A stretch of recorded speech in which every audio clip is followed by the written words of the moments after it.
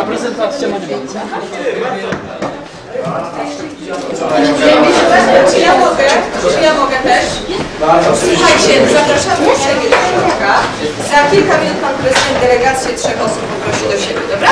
Poprosimy, poczekajcie.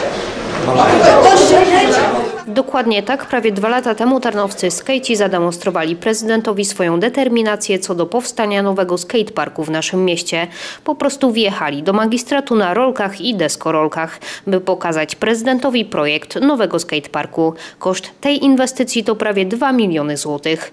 Teraz w ramach tak zwanego budżetu obywatelskiego swoją determinację pokazują inaczej. Namawiają do głosowania i przekonują, że skatepark Tarnowowi po prostu się należy i spełnienia obietnicy też. Budowa tak zwanego skweru aktywności miejskiej to jedna z 44 propozycji, która ma szansę realizacji w ramach budżetu obywatelskiego. Mamy duże szanse naprawdę, bo jest zaangażowanych w to dużo ludzi. Jesteśmy na etapie zbierania głosów.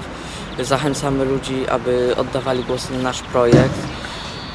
Po prostu to jest jakby taka teraz ostatnia szansa, aby dostać jakieś pieniądze na skatepark, bo sądzę, że już takiej szansy nie będzie. Jakieś pieniądze, dokładnie około 450 000 złotych, a więc w 4 razy mniej niż zakładał pierwotny projekt. Ale to na dobry początek, dodają miłośnicy deskorolek. Myślę, że skatepark jest to dobra inicjatywa, dobre przedsięwzięcie dla naszego miasta, tak jak Rzeszów, Leszno albo choćby Kraków. Tarnów jest reklamowany jako polski biegun ciepła. Może pasowałoby jeszcze coś więcej. Taki skatepark przyciąga ludzi. My tutaj mamy bardzo szeroką, bardzo dużą grupę młodych ludzi, którzy chcą właśnie pielęgnować sobie sporty ekstremalne, ale odwiedzają nas także osoby z innych miast. Od Finów, Brzeskot, Tuchów, Bochnia, Kraków, Rzeszów, więc taki duży obiekt będzie tutaj zdecydowanie przyciągał ludzi. W sumie w ramach budżetu obywatelskiego tarnowianie zgłosili około 500 propozycji, z nich wyłoniono 70 inicjatyw, a potem po weryfikacji specjalna komisja zatwierdziła 44 wnioski. Budżet obywatelski to inicjatywa radnych Platformy Obywatelskiej.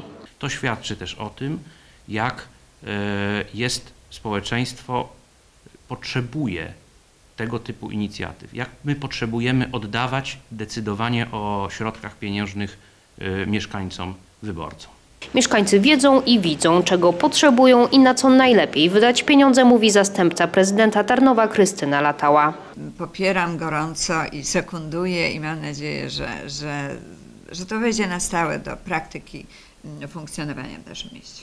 Wśród propozycji mieszkańców pojawiło się wiele ciekawych inicjatyw, ale dominują te oczywiste. Nowe drogi, parkingi, chodniki, boiska i przedszkola. Wszystko jest prawie dobrze, mówi radny SLD Jakub Kwaśny. Prawie, bo 2 miliony złotych, które mogą wydać obywatele w tym roku, trzeba było komuś zabrać. Ostatecznie kierowcom. Ja żałuję, że ten budżet obywatelski odbywa się właśnie kosztem remontów dróg. Tak naprawdę w Tarnowie, żeby utrzymać drogi na takim poziomie, trzeba byłoby rocznie na remonty dróg przeznaczać około 15 milionów złotych.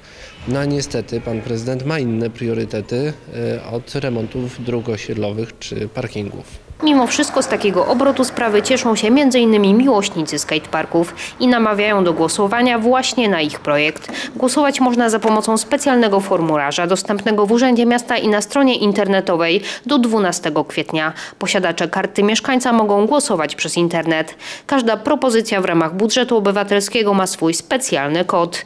Dlatego głosujcie na 04! Julita Majewska, Tarwizja.